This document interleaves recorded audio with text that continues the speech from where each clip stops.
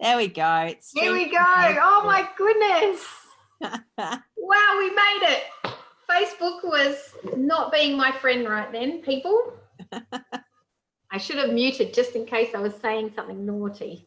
But anyway, we're here. And welcome.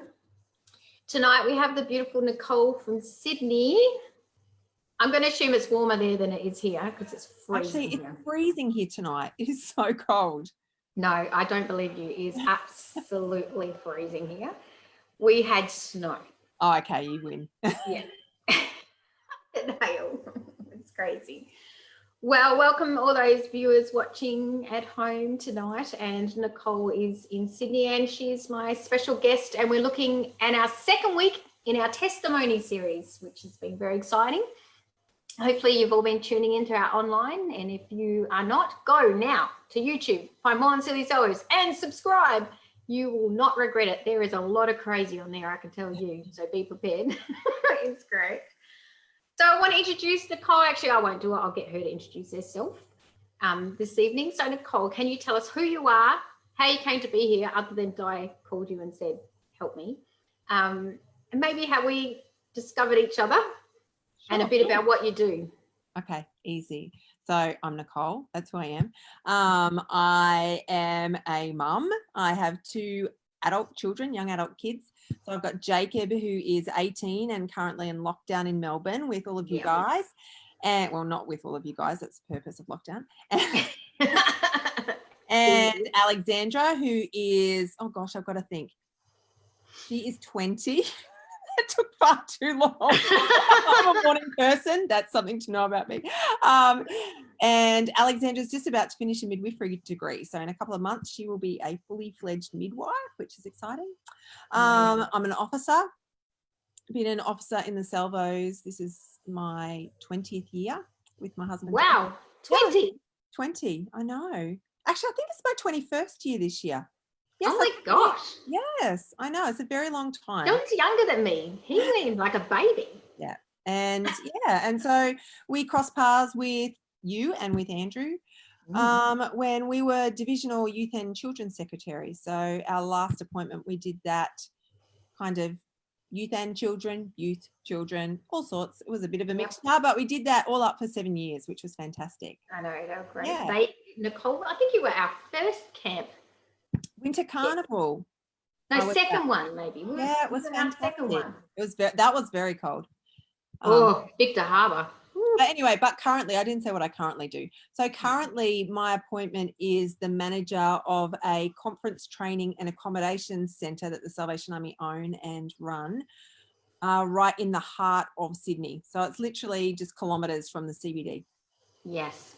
And this is one of the reasons I asked you to be on tonight, because the officer role is so diverse and it's, you know, has all different facets to it. You've already shared, you know, a couple of things that you've done, and being in Stanmore House, I suppose, you know, would be perceived as not really a space you would get to share the gospel in the way you would in a local core setting or as a DY, you know, that really brings opportunity to kind of speak quite openly about your faith and how that works. And so I thought it'd be really interesting tonight that we explore a bit with you about how, you know, you can see this word testimony we shared basically means our God story. Yep. How would you do that in a role such as what you're doing? And because I secretly know how you're doing it, so that's why I'm asking you to share, because we're friends with you.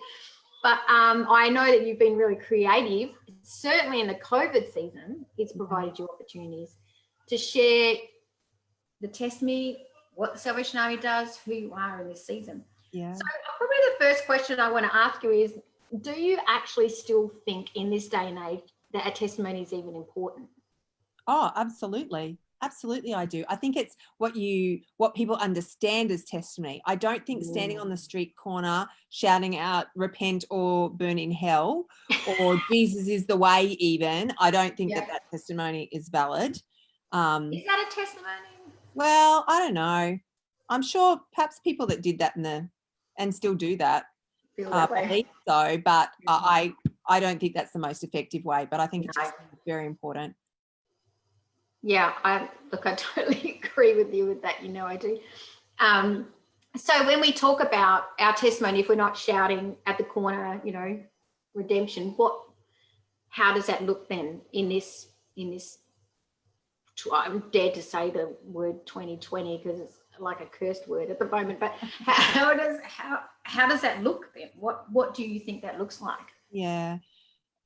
I personally think that your life speaks long before, you know, your mouth kind of does. Yep.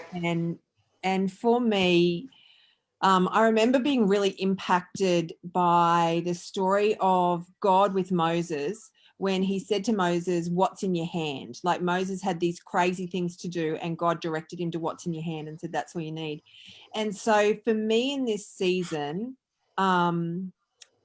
it has been very much for me because I only came into the role, like literally I started in March, right on COVID. I know we started around the same time, you and I, and we both like, whoa, crazy. Changed. So it was very much for me was about, okay, Nicole, what's in your hand? Yeah. And so at that point in time, all our conferences dried up because you couldn't have them. Mm-hmm. And running conferences and training was kind of the biggest part of what we did at Stanmore. So that was just all gone. The only thing, and we weren't allowed to do it. The only thing that we did have was accommodation and as in rooms. And we're like, okay, that's what God has placed in our hand and he has placed us in this community. So that's kind of where it all started for me. I'm going, we've got to do something, you know. Yeah. Do you want me to keep going or? Yeah, I was just going to say actually on that, I've been this week because we're always preparing the next series ahead, and we're just a little hint. We're heading into Exodus next. And I've been a whole week, well, actually, the last 2 weeks, engaged with Moses. Just like, I don't want to give too much away, but just the fact that he was asked to do so many crazy things, really crazy things, and he had so much doubt in himself and his own abilities. I mean, they had to get Aaron to help him out.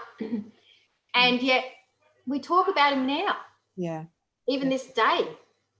And exactly what he said. He just, I can't do this, God. It can't be possible.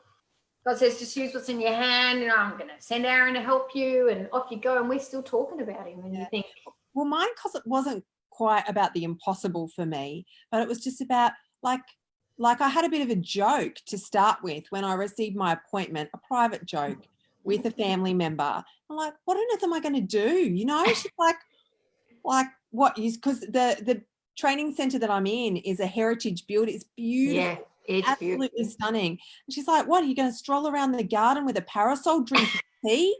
You know, like, and we laugh about it, but there was an element of me going, what on earth, God? But I think, and I guess that's probably a really important thing that I want to say is, you know, God gives us opportunity to share his love regardless of, you know, whether it's seen to be a Christian-y thing to be doing or a valid kind of ministry to be doing or not. So I think that's a really interesting point, because we kind of box almost ourselves even. Yeah. Because we go, oh, we've got these certain gifts and abilities, and if we're not in that to use that, then what use are we? And yet God says, I'm going to put you in some really strange situations and see what you can do, you know, and see what can come from that. And I think part of our testimony, a big part of our testimony, is our willingness to partner with God. Yeah. Yeah. Yeah, you've got to look for it. And that was what I did. So every morning in those first few weeks, I would grab a cup of coffee from our coffee machine and I'd literally hit the streets and I'd just walk around praying and going, what is here? Like, because I don't even live in the area. So I'm just like, what is Stanmore? Like, what could be God? And I think when you do that, I think God really honors that. And he shows you. Well, you've just sort of alluded to the fact that you wanted to connect with the community. Like, you wanted to make that connection somehow. So the best place to start is prayer. Yeah. Well, it's our mission, Di, right? Transforming the community.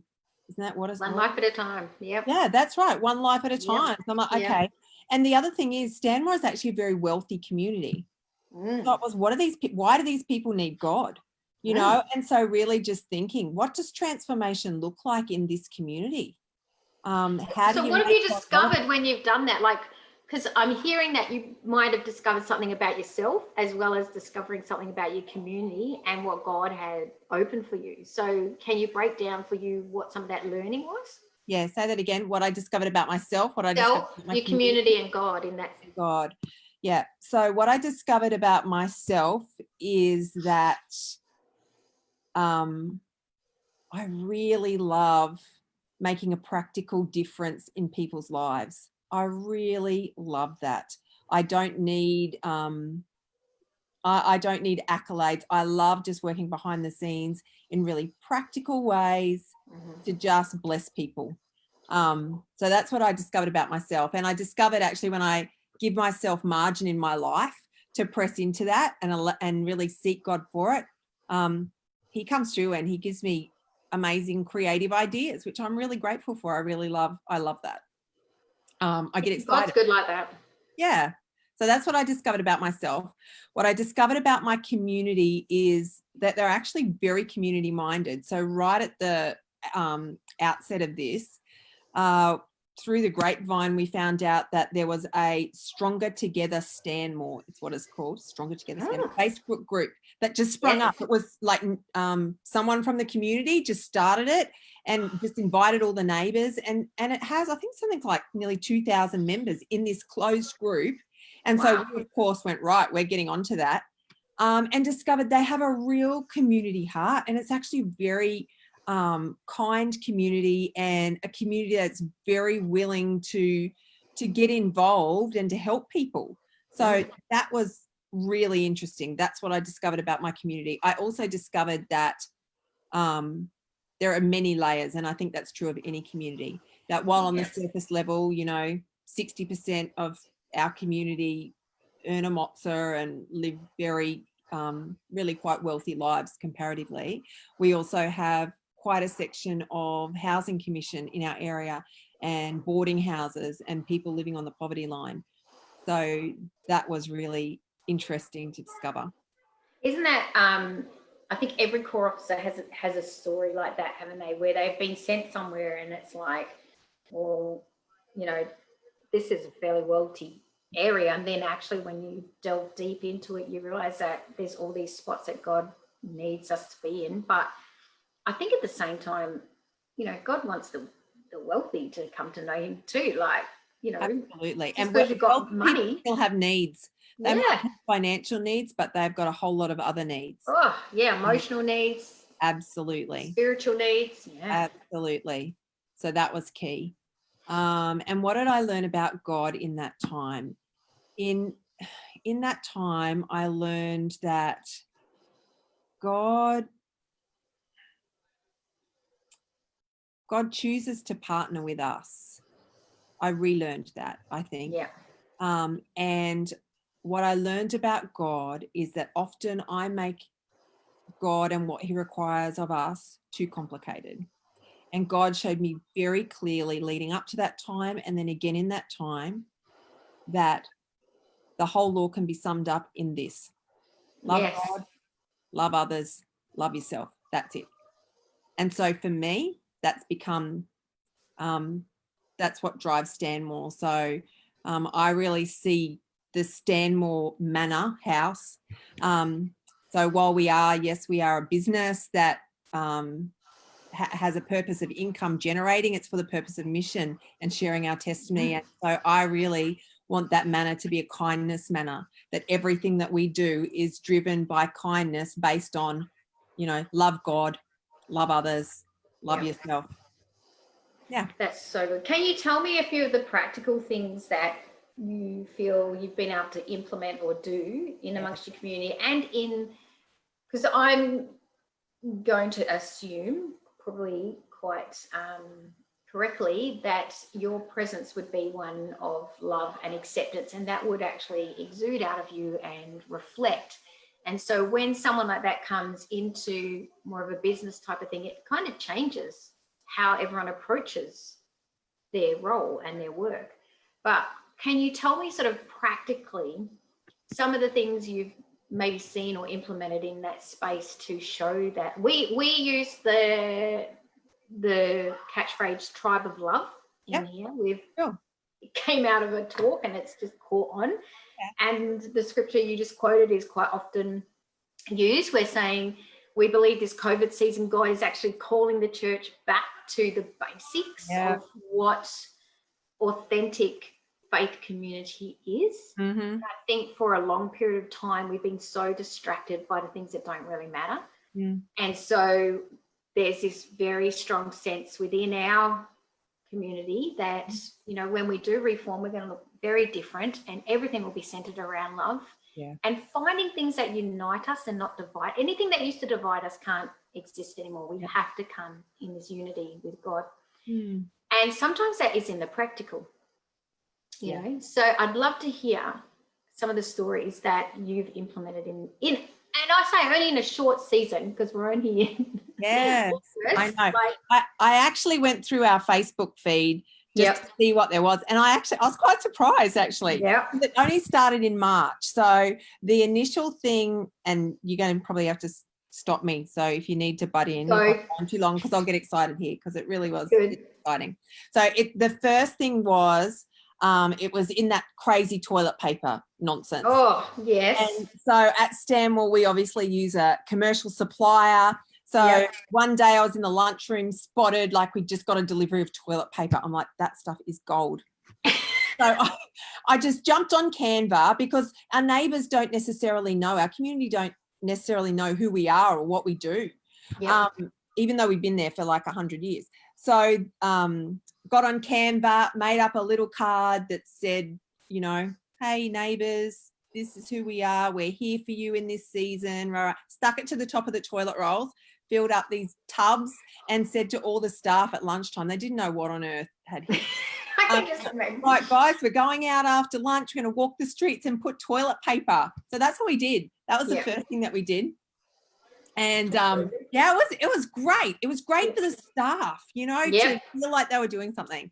And so that was the first thing that we did. And then hang on, let me remind myself. I'll pull up my little notes. And then soon after that, like I said, we had accommodation. So we decided, all right, we'd used Airbnb in the past, advertising ourselves on there, but we're like just desperate to get people in. So we threw it up there, not knowing what would happen. And all of a sudden we got this flood of, basically it was like United Nations, people from all over the world whose borders had shut and they were in Australia on a holiday or backpacking or whatever, and they couldn't get out. So they needed to be in Sydney close to the airport, which we are, just in case there was a flight, but they didn't know how long. Some of them just had no budgets. So that was amazing. In a matter of like weeks, all of a sudden we were full of people from everywhere. And it was just great. And half of them had no clue who we were. And they came to us through Airbnb, just, you know, not knowing what they were getting themselves in for. And then they discovered that we actually took an interest in them and cared for them. One couple, I ended up driving to the airport 6 weeks after they, you know, had been with us. And it was just so good. Like Google Translate, I'm standing there with one guy from Argentina. It was laughable because he would just, you know, do his talk and then it would translate wrong, and it was great. Oh, that's so Salvo. It was so good. And then that kind of has developed, I don't know, word got out about us. And all of a sudden, like we had hoped that we would be able to partner with Salvation Army Services, thinking, you know, our homeless services are full. This would be a great partnership. But for whatever reason, that didn't come off. But then all of a sudden we started getting calls from Wesley Youth Off the Streets and from the YWCA going, we have young people that have just lost their work because of COVID and they've got no accommodation. We need somewhere for them to stay. So we very quickly just kind of adapted, went, okay, let's change our rates here. This is not about, you know, not about finances. This is about ministry here. Yeah. And so then that was kind of how that started. And for some of them, it's just been awesome. It's so good. Like one young couple, we just got to you know, just be kind to them. And like Yeah. our apartments are often like the Hilton compared to some of the places they've stayed. And they're just so appreciative. And so, yeah, we would journey with them. We'd take an interest in them. This one couple, they finally got themselves a long-term rental, and we were able to go out and like buy them a set of towels. And I think that's like the first new thing that they've ever had for home. No, it's just awesome. And we have one guy, Eddie, he's still with us.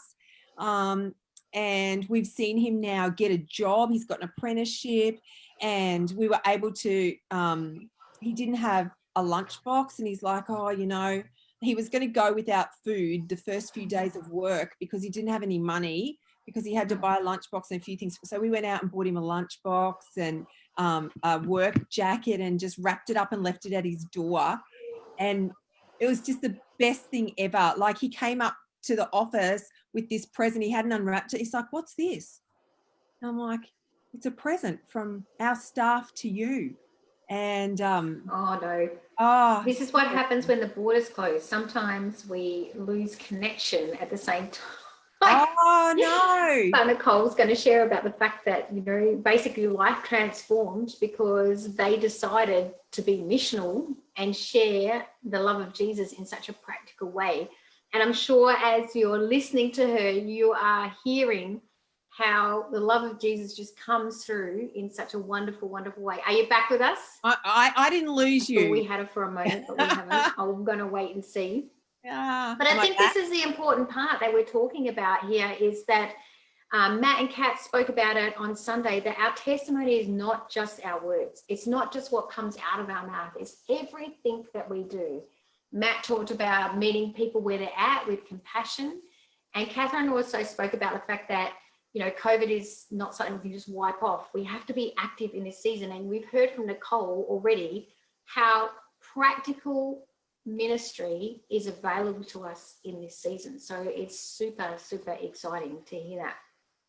Have you got I'm getting nervous. Are you there? I heard you the whole time, but you obviously are freezing. I get a moment, but I'm not sure. You got me? You're all pixelated. See if she comes back on us.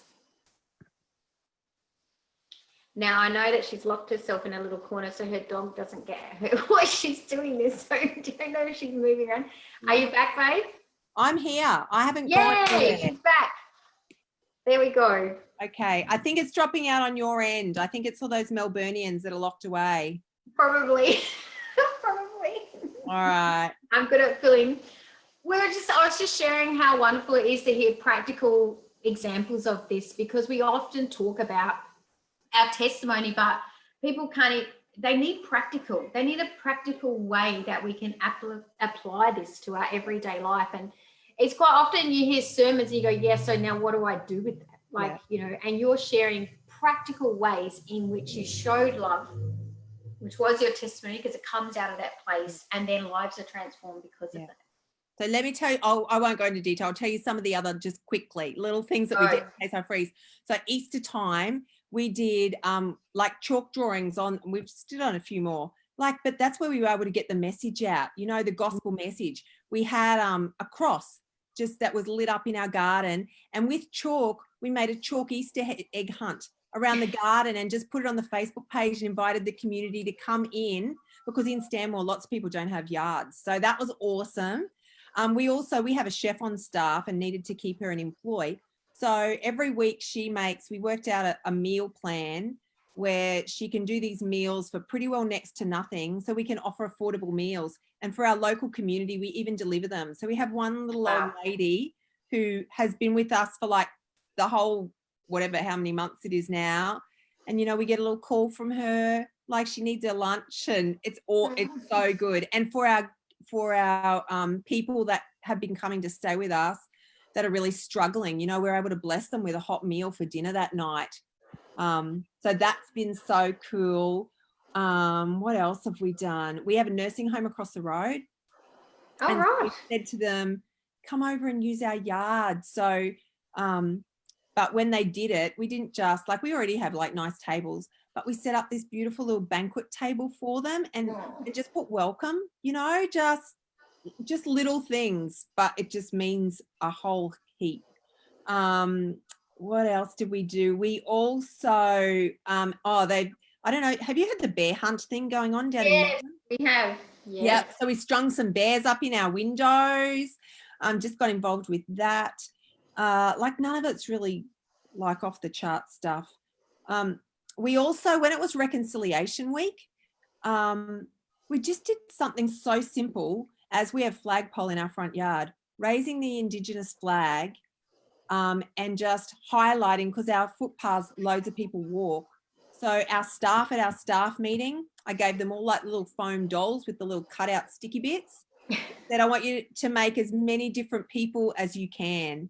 And so we just made these diverse little characters and then stuck them all along our fence post, and then just had like printed out the poster from Reconciliation Week so people knew what on earth was going on, and just opened our gates so that they knew, you know, we're here for all people. Yeah. And we've done that. This week's Homelessness Week. Yes, it is. Australia. So this week our staff prayed about that at our weekly staff devotions, which that's a huge thing. Like most of our staff have a Christian faith.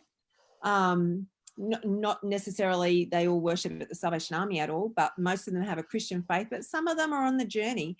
And so to be able to share about homelessness, and then to point out to them that our young people, and now we have actually older, we have a lady with her daughter staying with us, while they're technically here under a roof, they're homeless.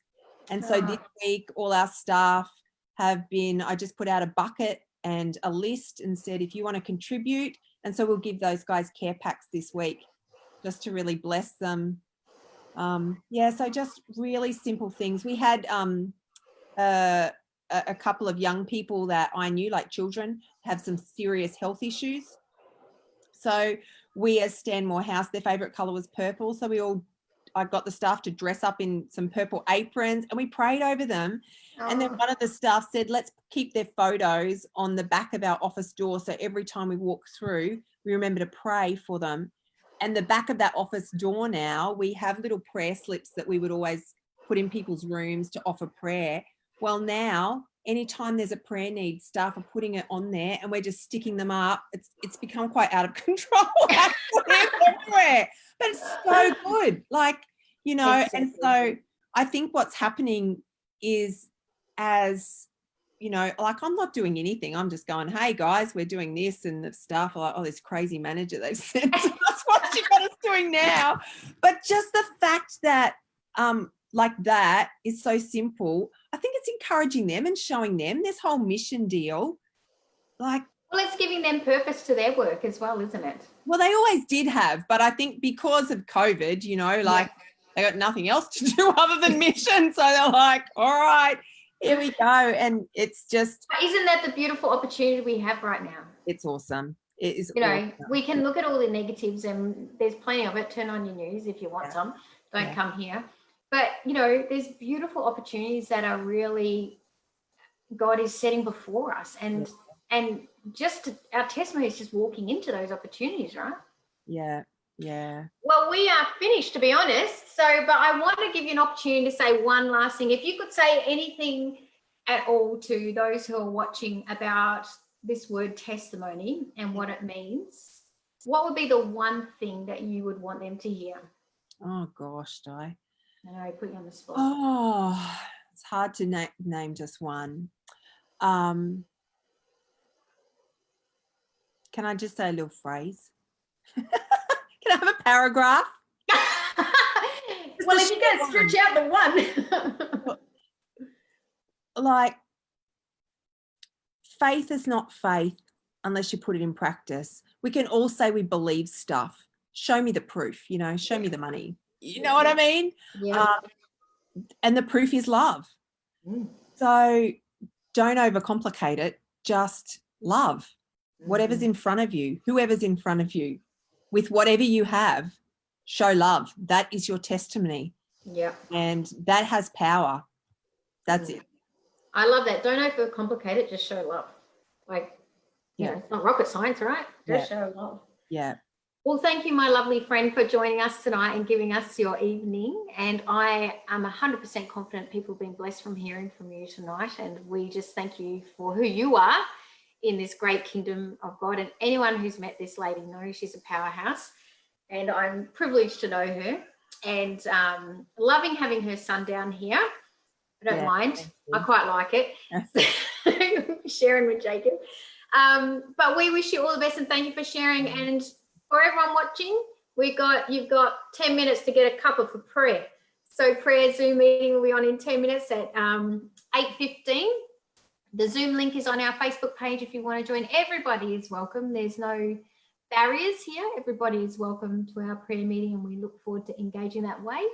If you can't come for prayer, we will see you on Sunday morning for our next testimony series, which is can our sufferings be our biggest testimony? That's an interesting topic. And we have our wonderful Alistair Coombridge going to be sharing about his testimony and his journey, which is, you've got to watch it. It's going to be amazing. Well, thank you, my beautiful friend. Have a great night. Love to the fam. Yeah, stay safe, Melbourne. Stay COVID-free. We're cheering for you. Yes, we will survive. Yeah, you will. You're amazing. Thanks, Nicole. See you guys. Bye from us.